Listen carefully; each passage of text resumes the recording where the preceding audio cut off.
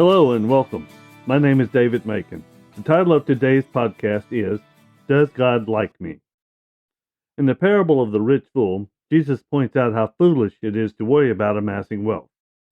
He touches on the love of money, which we know to be the root of all evil.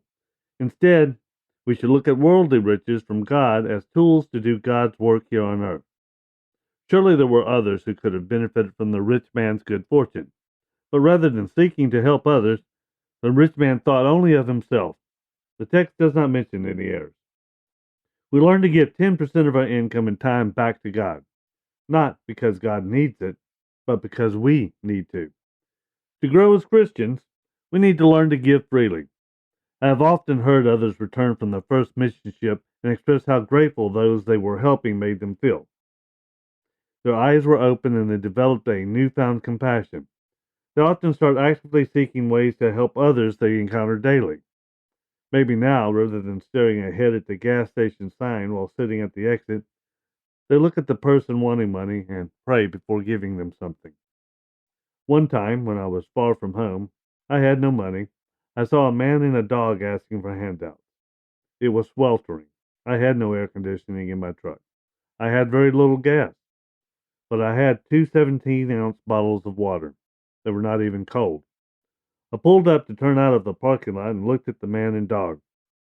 I told him I was sorry that I had nothing to give him, but I asked if he would like a bottle of water. His answer stays with me even today. He responded he would like the water.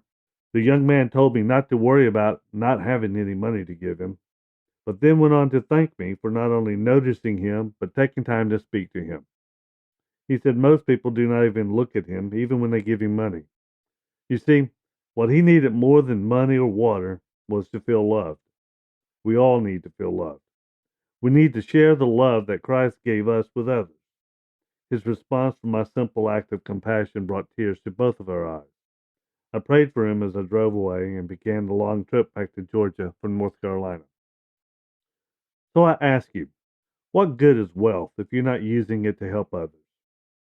Will you stand holding a hammer beside a nail that needs to be driven and not use your hammer?